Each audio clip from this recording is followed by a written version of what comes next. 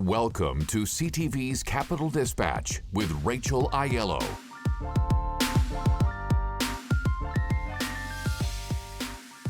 Hey everyone, welcome to this week's edition of Capital Dispatch. So it was what I would call basically a classic week on the Hill, in that there wasn't one main story that dominated. There was like a bunch of little updates on little things. So I'll try to run you through what happened this week concisely. In terms of what's going on with the Israel-Hamas war, the main update from the federal government this week is, amid push for a ceasefire, the federal government has come out in support of what it's calling humanitarian pauses. Now, this phrase was raised by U.S. Secretary of State Blinken this week and then echoed by Prime Minister Justin Trudeau and Melanie Joly, the Foreign Affairs Minister. What is a humanitarian pause or pauses versus a ceasefire? Well, essentially, it is like intermittent breaks in the hostilities to allow humanitarian aid to get in and optimistically civilians to get out. So far, Canada has been able to evacuate citizens from Israel, has helped move some from the West Bank, is planning for a massive evacuation if needed from Lebanon. 17,000 or so Canadians there. The embassy told us exclusively this week that they would be ready to lift those Canadians out of Lebanon should hostilities with Hezbollah increase. But in Gaza, Canadians are not able to get out. No civilians are able to leave, and that is really the pressing humanitarian issue, and that is why the government is pushing for these humanitarian pauses. So we'll be following that as that war continues and as Canada and other countries continue to try to address the situation on the ground. In other foreign affairs news, an interesting file with China back on the radar this week. So Global Affairs came out early in the week and announced that it had detected a spamouflage campaign against dozens of MPs, including Prime Minister Justin Trudeau and Conservative leader Pierre Poilievre.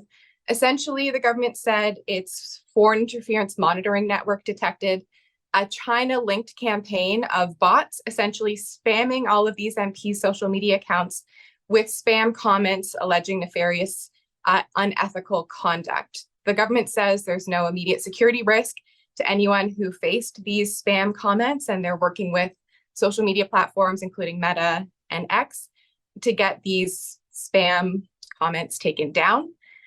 The other interesting file this week was this carbon price climb down.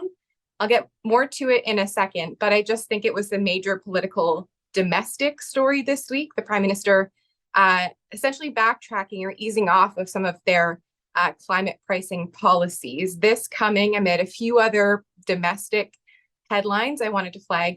The CPP fight between Alberta and seemingly the rest of the country continues.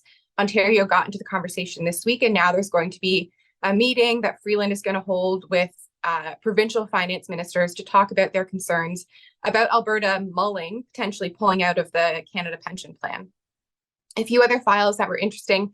Conservative leader Pierre Poilievre brought forward and failed to pass a bill that he first initiated, was carried on by another one of his MPs, pushing for the government to no longer have the ability to impose federal vaccine mandates, either on federal workers or Canadians traveling on air, rail, by boat that are federally regulated, kind of reviving this anti-vaccine mandate conversation that hasn't really been on the radar for a while. That failed. So those are kind of like the main preoccupying issues on the Hill. We have a new Supreme Court justice as well. Lots went on. Definitely check out ctvnews.ca for the full recap of all of the major headlines. But overall, we're talking Canada calling for a humanitarian pause or pauses in the Israel-Hamas war, the Prime Minister pausing some of his carbon pricing plans domestically, and continuing to be little snippets of updates on the Chinese foreign interference file. Well, as a government that is focused on evidence and data and outcomes, and that is listening to Canadians, we heard you. We heard our Atlantic MPs, and we heard Atlantic Canadians.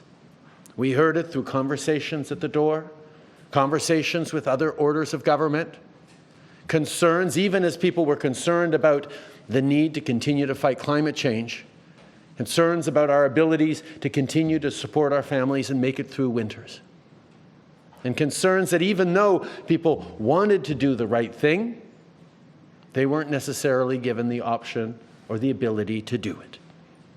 So this team behind me worked incredibly hard with our ministers, with our whole team, to get it right, to make sure that we are still leading in the fight against climate change, that we are unwavering in our commitment to protect Atlantic Canadians and indeed all Canadians from the extreme weather events that are increasingly the norm, while ensuring that people can be confident about their present and their future financially.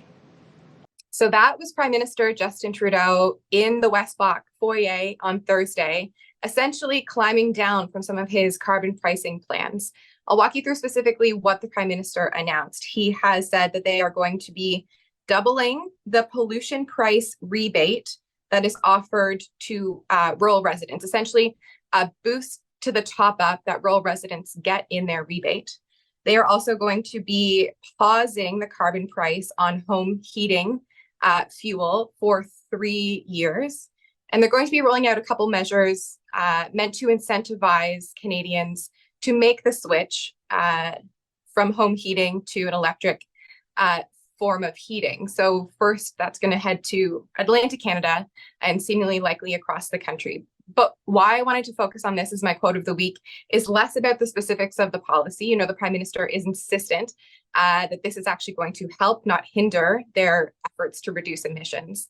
But it's the politics of this that I find quite interesting. I was on here speaking with you guys a couple weeks ago about an interesting situation that happened in the House. A Liberal MP voted with the Conservatives on an Axe the Tax themed motion, essentially pulling away from the government and voting in support of a Conservative motion against the price on pollution.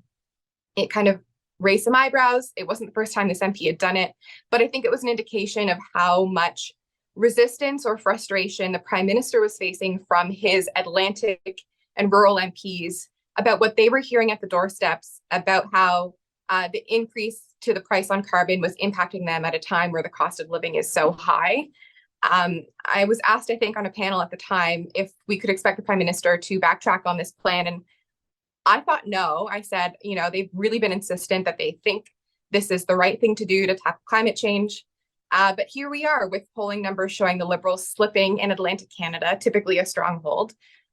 Nanos was speaking to us this week and said, essentially, this is an indication of the government trying to save the furniture, trying to really focus on holding on to the support they have in Atlantic Canada, as Pierre Poilievre is actually out there this weekend campaigning, holding a couple Axe to Tax rallies in Liberal ridings. So I just think this was quite an interesting moment to see the Prime Minister acknowledge that they needed to recalibrate their plans, go back to the drawing board, or at least ease off a bit in a few areas. The real question now, though, is going to be what happens next. Is there going to be pressure for him to ease off on other elements? Is this precedent setting because he's now taken this first step? Are we going to see, as some climate groups are concerned about, a eating away at or chipping away at the Liberals' climate policies? We'll have to wait and see.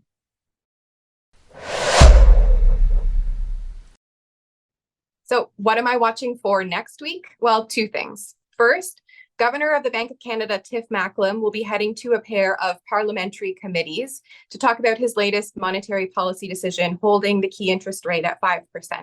But first on Monday, he's going to be at the House Committee, where he, in addition to talking about this latest monetary policy decision, is going to be grilled, I suspect, by MPs about another topic. They want to talk to him about the cost of housing, how financial decisions, inflation, interest rates are impacting Canadians' ability to buy and rent homes.